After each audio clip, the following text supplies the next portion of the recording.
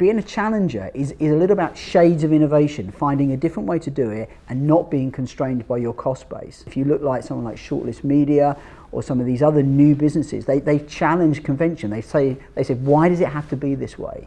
But I think you can have challenge and innovation even in old established businesses like retail or leisure. Hotels. There are hotels that do things in a different way in terms of customer service, customer connectivity, that make them really successful and sustainable. And yet hospitality and hotels is probably one of the longest standing industries that the world has ever seen. I think there's this huge desire to come up with an innovation, like to be Dyson and come up with a different way of having running a vacuum cleaner. It's not necessary. Effectively, what happens, I think, in most industries is you see a sort of a change in the order of things. You look at the growth of some of the online retailers, even in clothes. It's incredible. Look at the success of Next Next as an online business is as strong as its stores business. You look at someone like Pretty Green, who's kind of evolved onto the high street with a fashion offer and is hugely successful at a time when other fashion businesses.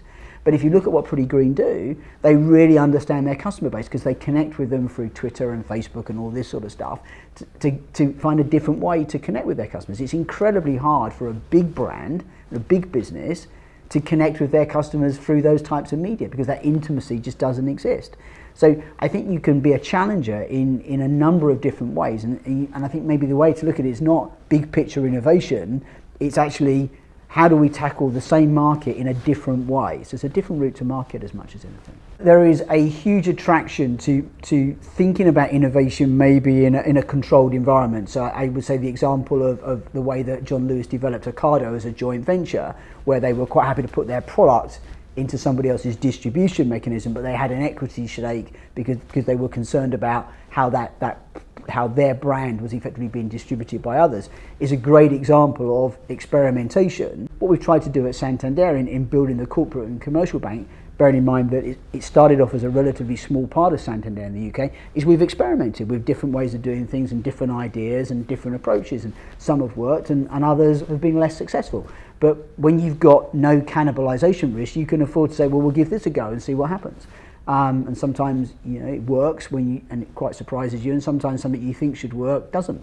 But I think you need to have that innovation and challenge in any industry to allow an industry to move forward. And I think the great thing about what I see in the UK is that you've got lots of challengers and innovators, even in what people describe as very traditional industries.